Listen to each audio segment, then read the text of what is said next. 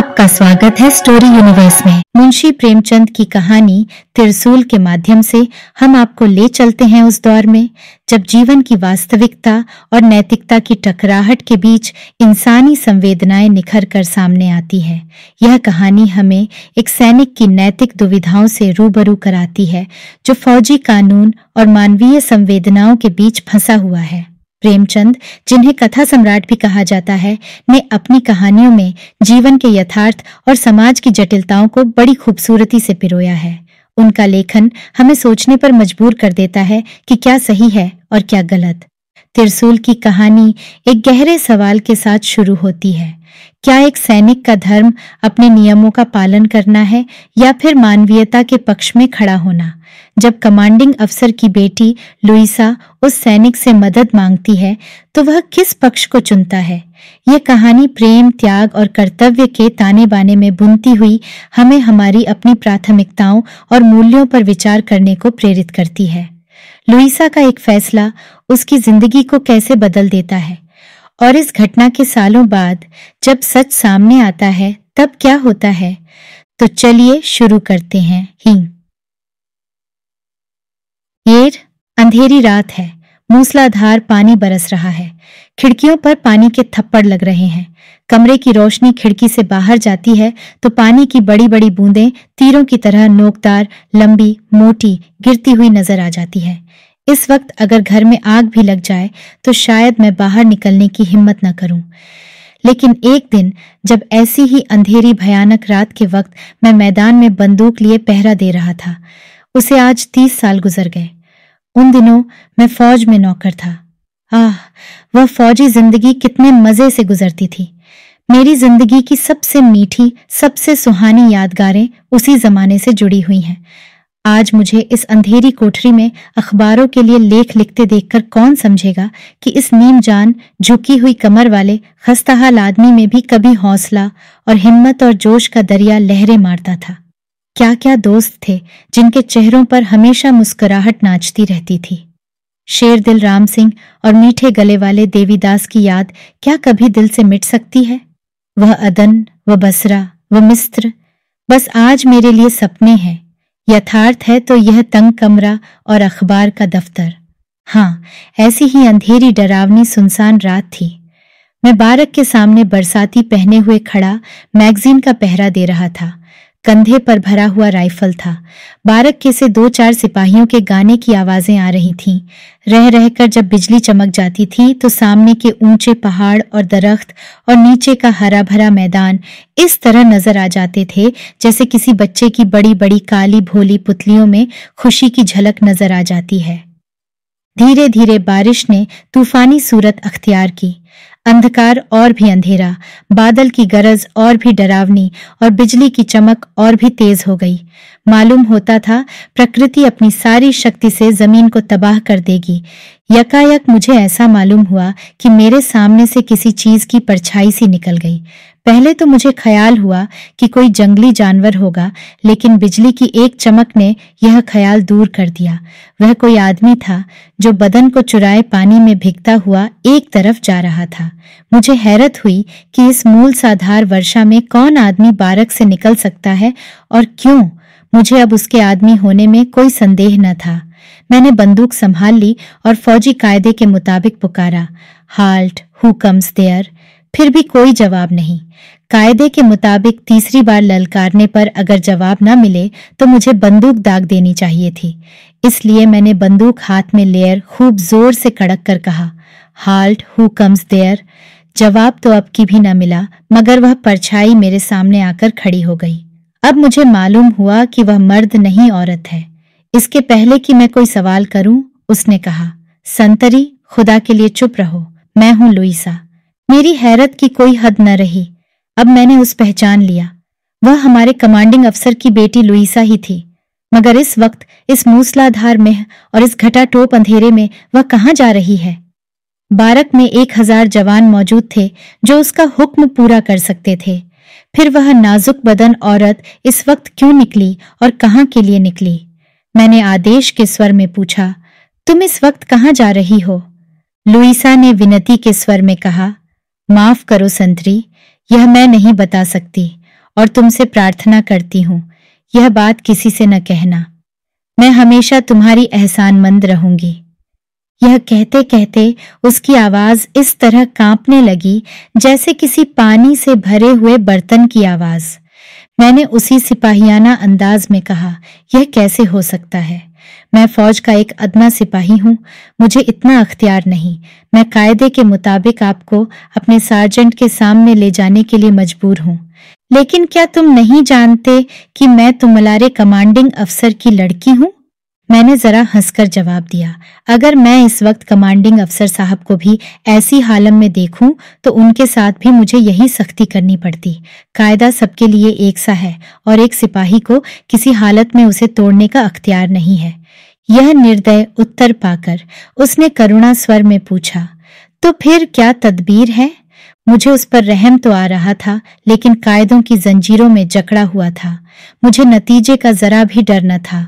Court martial या तनज्जुली या और कोई सजा मेरे ध्यान में न थी। मेरा अंतकरण भी साफ था, लेकिन कायदे को कैसे तोड़ूं? इसी हैस बैस में खड़ा था कि लुइसा ने एक कदम बढ़कर मेरा हाथ पकड़ लिया और निहायत पुरदर्द बेचैनी के लहाजे में बोली, तो फिर मैं क्या करूं? ऐसा महसूस हो रहा था कि जैसे उसका दिल पिघला जा रहा हो। मैं महसूस कर रहा था कि उसका हाथ कांप रहा था। एक बार जी में आया जाने दूं। प्रेमी के संदेश या अपने वचन की रक्षा के सिवा और कौन सी शक्ति इस हालत में उसे घर से निकलने पर मजबूर करती? फिर मैं क्यों किसी की मोहब्बत की राह का कांटा बनूं? लेकिन कायदे ने फिर जबान पकड़ ली। मैंने अपना हाथ छुड़ाने की कोशिश न करके मुंह फेर कर कहा, और कोई तदबीर नहीं है। मेरा जवाब सुनकर उसकी पकड़ ढीली पड़ गई कि जैसे शरीर में जान न हो, पर उसने अपना हाथ हटाया नहीं। मेरे हाथ को पकड़े हुए गिड़गिड़ा कर बोली, संतरी, मुझ पर रहम करो, खुदा के लिए मुझ पर रहम करो।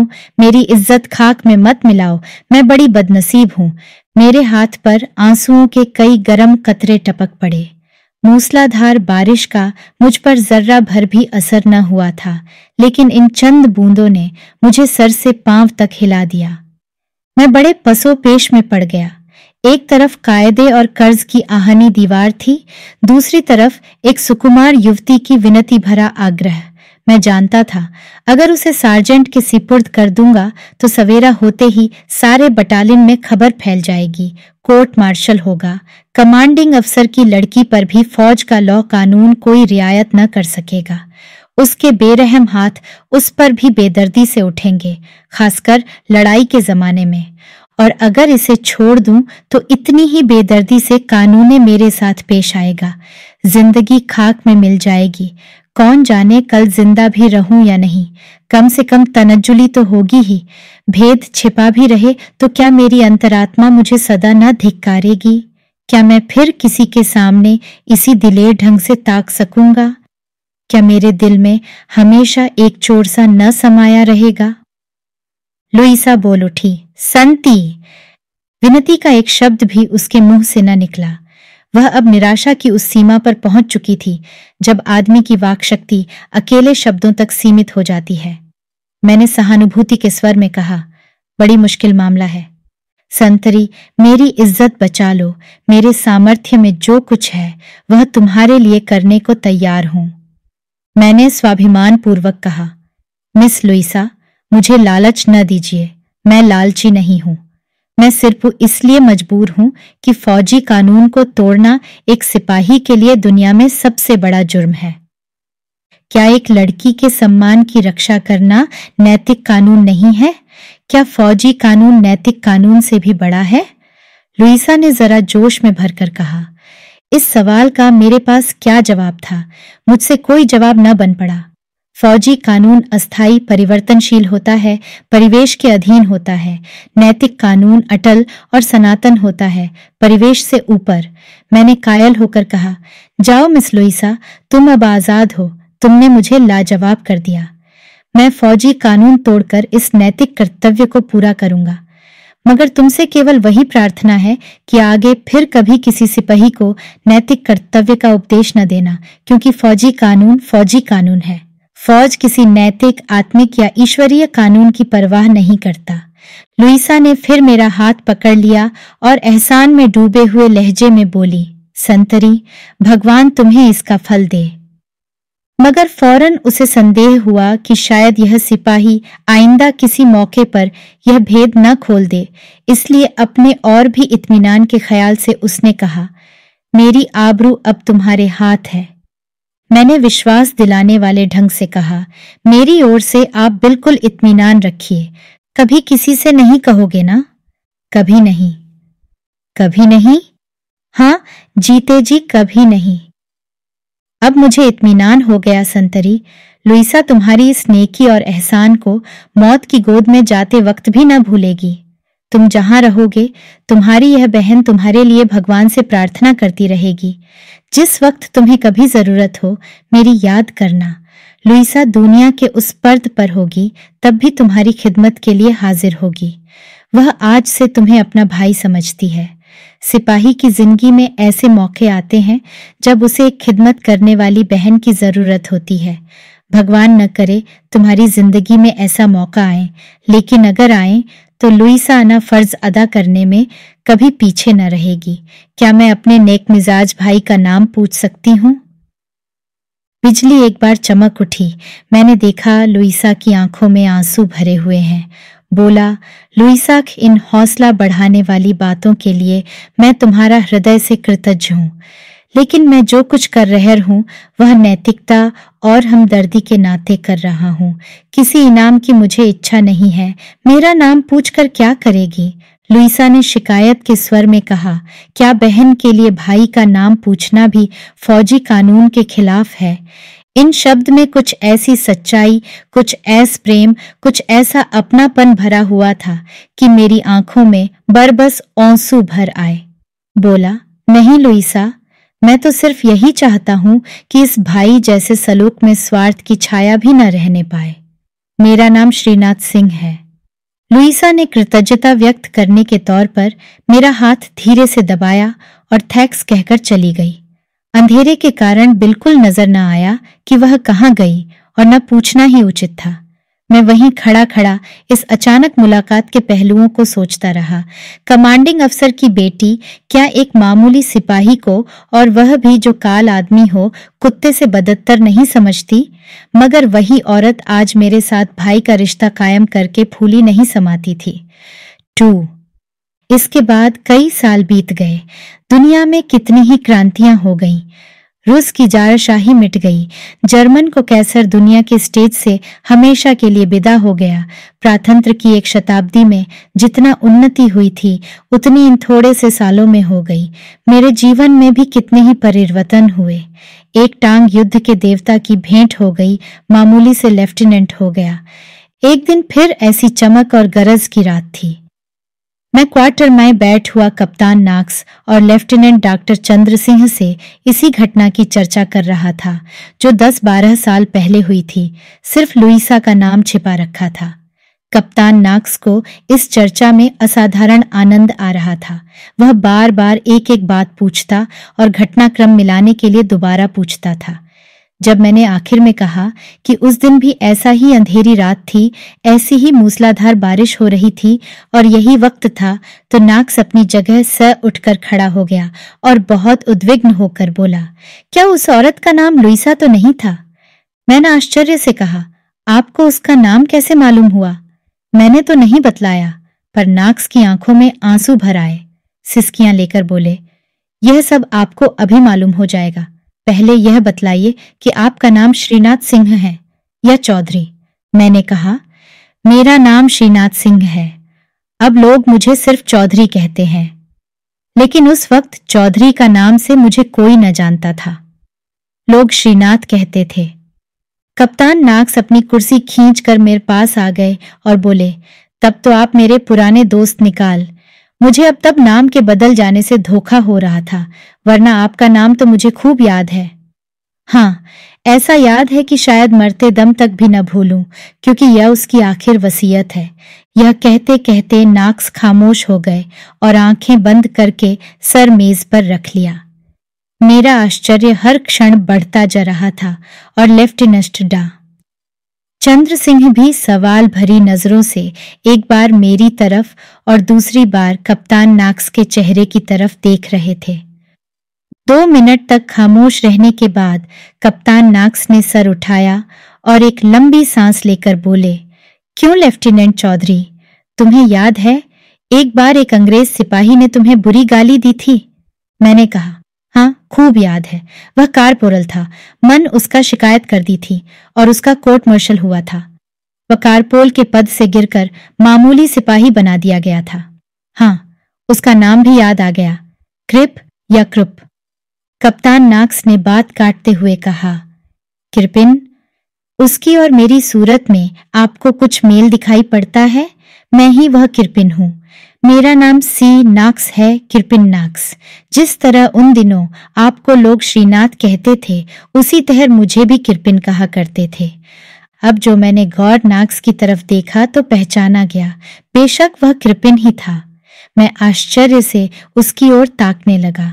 लुइसा से उसका क्या संबंध हो सकता है, यह मेरी समझ में उस वक्त भी न आया। कप्तान नाक्स बोले, आज मुझे सारी कहानी कहनी पड़ेगी। लेफ्टिनेंट चौधरी, तुम्हारी वजह से जब मैं कारपोल से मामूली सिपाही बनाया गया और जिल्लत भी कुछ कम न हुई, तो मेरे दिल में ईर्ष्या और प्रतिशोध की लपटें सी उठने लगी। मैं हमेशा इसी फिक्र में रहता था कि किस तरह तुम्हें जलील करूं, किस तरह अपनी जिल्लत का बदला लूं। मैं तुम्हारी एक एक हरकत को, एक एक बात को ऐब ढूंढने वाली नजरों से देखा करता था। इन 10-12 सालों में तुम्हारी सूरत बहुत कुछ बदल गई और मेरी निगाहों में भी कुछ फर्क आ गया है, जिसके कारण मैं तुम्हें पहचान न सका।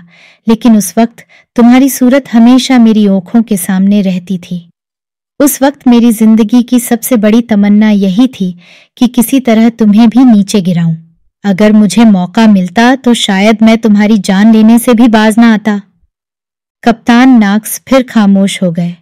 मैं और डॉक्टर चंद्र सिंह टकटकी लगाए कप्तान नाक्स की तरफ देख रहे थे। नाक्स ने फिर अपनी दास्तान शुरू की। उस दिन रात को जब लुइसा तुमसे बातें कर रही थी, मैं अपने कमरे में बैठा हुआ तुम्हें दूर से देख रहा था। मुझे उस वक्त मालूम था कि वह लुइसा है। मैं सिर्फ यह देख रहा था कि तुम पहरा देते वक्त किसी औरत का हाथ पकड़े उससे बातें कर रहे हो।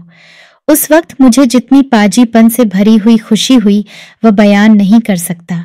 मैंने सोचा, अब इसे जलील करूंगा। बहुत दिनों के बाद बच्चा फंसे हैं, अब किसी तरह न छोड़ूंगा।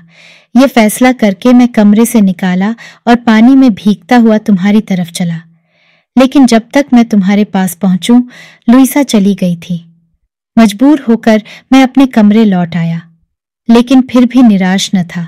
मैं जानता था कि तुम झूठ न बोलोगे और जब मैं कमांडिंग अफसर से तुम्हारी शिकायत करूंगा तो तुम अपना कसूर मान लोगे।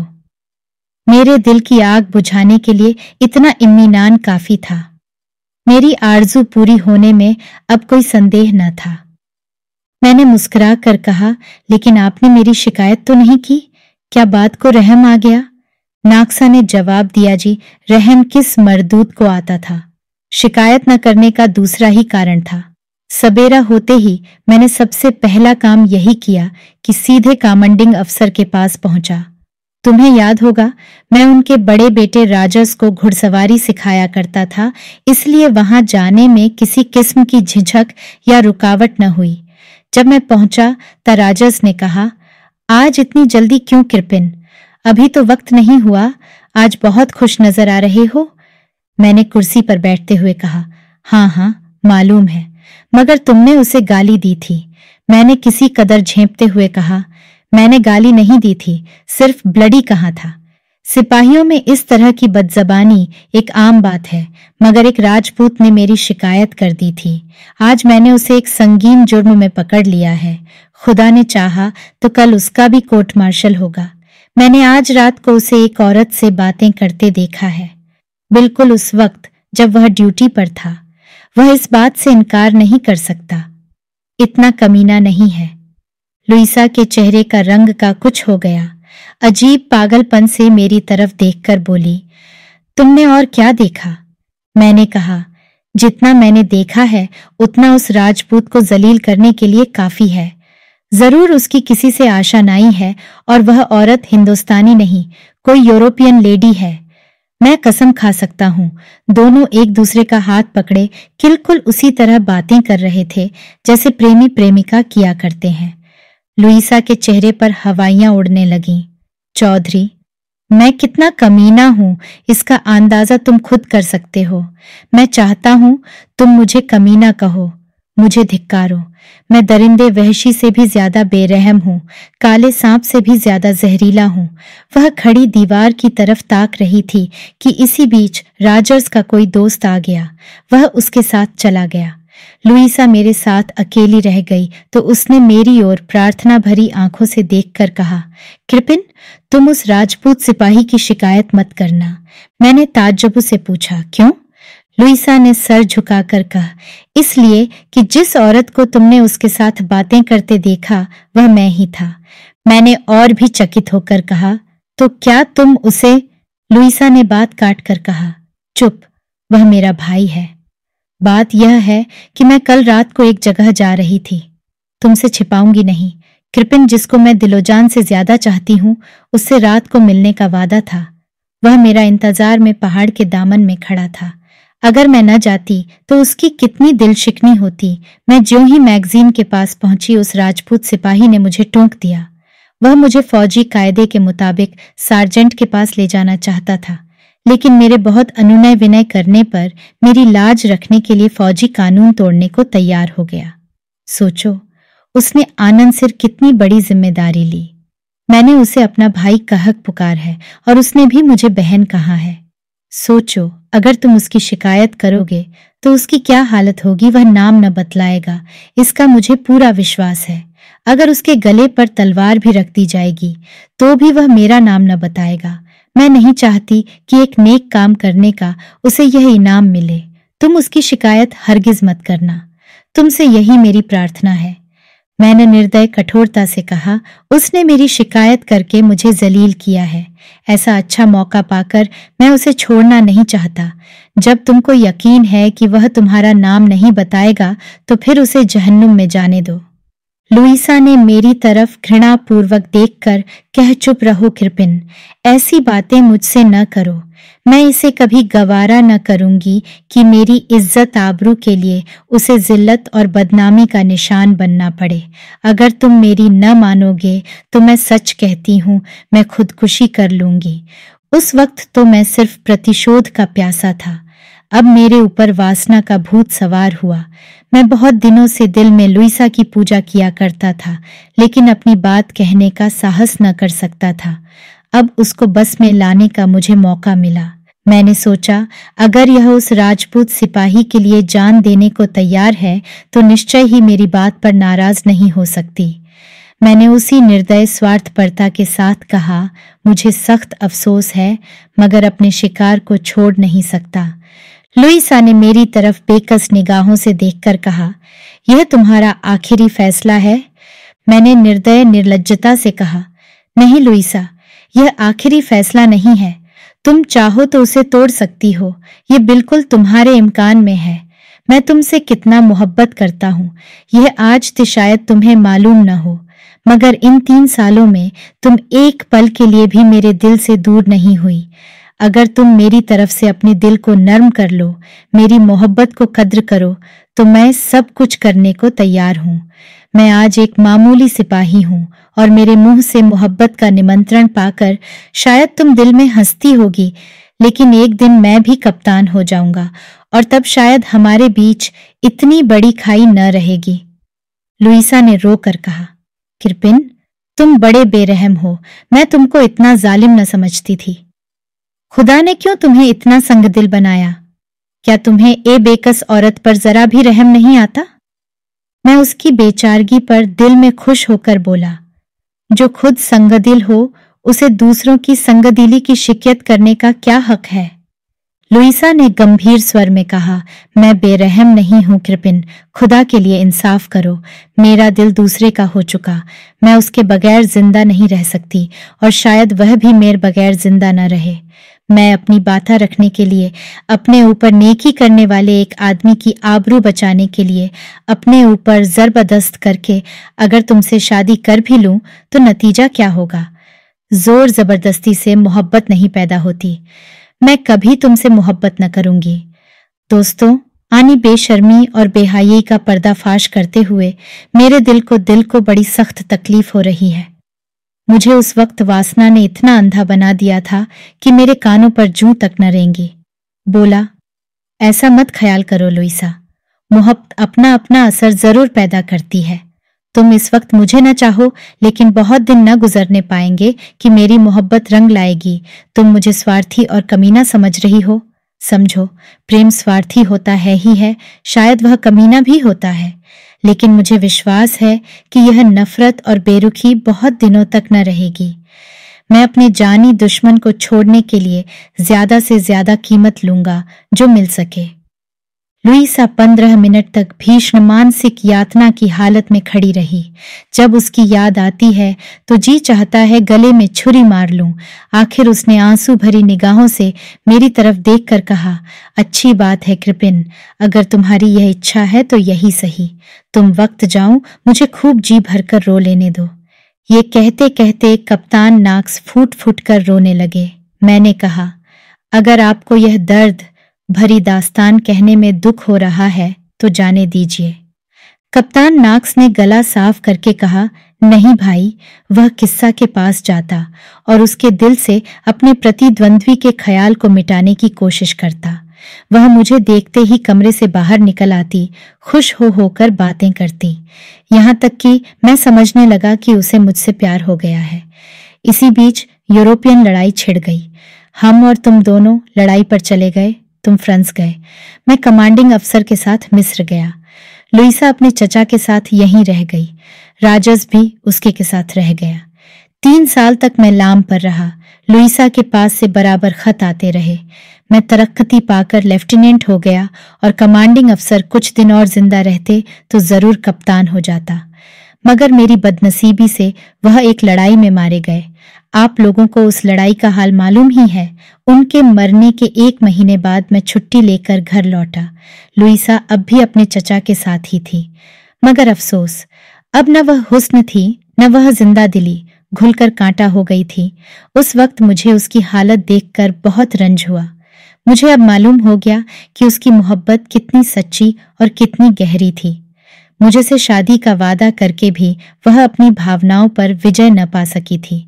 शायद इसी गम में कुड़कुड़ कर उसकी यह हालत हो गई थी। एक दिन मैंने उससे कहा, लुइसा, मुझे ऐसा ख्याल होता है कि शायद तुम अपने पुराने प्रेमी को भूल नहीं सकी। अगर मेरा यह ख्याल ठीक है तो मैं उस वादे से तुमको मुक्त करता हूँ। तुम शौक से उसके साथ शादी कर लो। मेरे लिए यही इत्मीनान काफी होगा कि मैं दिन रहते घर आ गया। मेरी तरफ से अगर कोई मलाल हो तो उसे निकाल डालो। लुइसा की बड़ी बड़ी आंखों से आंसू की बूंदें टपकने लगीं। बोली, वह अब इस दुनिया में नहीं है कृपिन। आज 6 महीने हुए वह फ्रांस में मारे गए। मैं ही उसकी मौत का कारण हुई। यही गम है। फौज से उनका कोई संबंध न था। अगर वह मेरी ओर से निराश न हो जाते तो कभी फौज में भर्ती होते। मरने ही के लिए वह फौज में गए। मगर तुम अब आ गए, मैं बहुत जल्द अच्छी हो जाऊंगी। अब मुझ में तुम्हारी बीवी बनने की काबिलियत ज्यादा हो गई। तुम्हारे पहलू में अब कोई कांटा नहीं रहा और न मेरे दिल में कोई गम। इन शब्दों में व्यंग भरा हुआ था, जिसका आशय यह था कि मैंने लुइसा के प्रेमी की यह जान जी। इसकी सच्चाई से कौन इनकार कर सकता है? इसके प्रायश्चित की अगर कोई सूरत थी ताक यहीं कि लुइसा की इतनी खातिरदारी, इतनी दिलजोई करूं, उस पर इस तरह न्यौछावर हो जाऊं कि उसके दिल से यह दुख निकल जाए। इसके 1 महीने बाद शादी का दिन तय हो गया। हमारी शादी भी हो गई। हम दोनों घर आए। दोस्तों की दावत हुई। शराब के द्वार चले। मैं अपनी खुशनसीबी पर फूला नहीं समाता था, और मैं ही क्यों, मेरे इष्ट मित्र सब मेरी खुशकिस्मत पर मुझे बधाई दे रहे थे। मगर क्या मालूम था तकदीर मुझे यूं सब्ज बाग दिखा रही है क्या मालूम था कि यह वह रास्ता है जिसके पीछे जालिम शिकारी का जाल बिछा हुआ है। मैं तो दास्तों की खातिर तवाज़ों में लगा हुआ था, उधर लुइसा अंदर कमरे में लेटी हुई इस दुनिया से रुखसत होने का सामान कर रही थी। मैं एक दोस्त की बधाई का धन्यवाद दे रहा था कि राजर्स ने आकर कहा, किरपिन, चलो लुइसा तुम्हें बुला रही है, जल्द। उसकी न जाने क्या हालत हो रही है। मेरे पैरों तले से जमीन खिसक गई। दौड़ता हुआ लुइसा के कमरे में आया। कप्तान नाक्स की आंखों से फिर आंसू बहने लगे। आवाज फिर भारी हो गई। जरा दम लेकर उन्होंने कहा। अंदर जाकर देखा तो लुइसा कोच पर लेटी हुई थी। उसका शरीर ऐंठ रहा था। चेहरे पर भी उसी ऐंठन के लक्षण दिखाई दे रहे थे। मुझे देखकर बोली, किरपिन, मेरे पास आ जाओ। मैंने शादी करके अपना वचन पूरा कर दिया। इससे ज्यादा मैं तुम्हें कुछ और न दे सकती थी, क्योंकि मैं अपनी मोहब्बत पहले ही दूसरी की भेंट कर चुकी हूँ। मुझे माफ करना, मैंने जहर खा लिया है और बस कुछ घड़ियों की मेहमान हूँ। मेरी आंखों के सामने अंधेरा छा गया। दिल पर एक नश्तर सा लगा। घुटने टेक कर उसके पास बैठ गया। रोता हुआ बोला, लुइसा, ये तुमने क्या किया? हाय, क्या तुम मुझे दाग देकर जल्दी चली जाओगी? क्या अब कोई तदबीर नहीं है? फौरन दौड़कर एक डॉक्टर के मकान पर गया, मगर जब तक उसे साथ लेकर आऊं, मेरी वफा की देवी सच्ची लुइसा हमेशा के लिए मुझसे जुदा हो गई थी। सिर्फ उसके सिरहाने एक छोटा सा पुर्जा पड़ा हुआ था, जिस पर उसने लिखा था, अगर तुम्हें मेरा भाई श्रीनाथ नजर आए तो उससे कह देना, लुइसा मरते वक्त भी उसका एहसान नहीं भूली। यह कहकर नाक्स ने अपनी वास्केट की जेब से एक मखमली डिबिया निकाली और उसमें से कागज का एक पुर्जा निकालकर दिखाते हुए कहा, चौधरी, यही मेरे उस अस्थाई सौभाग्य की स्मृति है जिसे आज तक मैंने जान से ज्यादा संभाल कर रखा है। आज तुमसे परिचय हो गए होंगे, मगर शुक्र है कि तुम जीते जागते मौजूद हो। यह अमानत तुम्हारे सुपुर्द करता हूँ। अब अगर तुम्हारे जी में आए तो मुझे गोली मार दो, क्योंकि उस स्वर्गिक जीव का हत्यारा मैं हूँ। यह कहते कहते कप्तान नाक्स फैलकर कुर्सी पर लेट गए। हम दोनों ही की आंखों से आंसू जारी थे, मगर जल्दी ही हमें अपने तात्कालिक कर्तव्य की याद आ गई। नाक्सा को सांत्वना देने के लिए मैं कुर्सी से उठकर उनके पास गया, मगर उनका हाथ पकड़ते ही मेरे शरीर में कंपी सी आ गई। हाथ ठंडा था, ऐसा ठंडा जैसा आखिर घड़ियों में होता है। मैंने घबराकर उनके चेहरे की तरफ देखा और डॉक्टर चंद्र को पुकारा। डॉक्टर साहब ने आकर फौरन उनकी छाती पर हाथ रखा और दर्द भरे लहजे में बोले, दिल की धड़कड़ा उठी, कड़ कड़ कड़। आशा करते हैं कि यह कहानी आपको बहुत पसंद आई होगी। ऐसी और कहानियां सुनने के लिए जुड़े रहिए हमारे चैनल स्टोरी यूनिवर्स के साथ। धन्यवाद।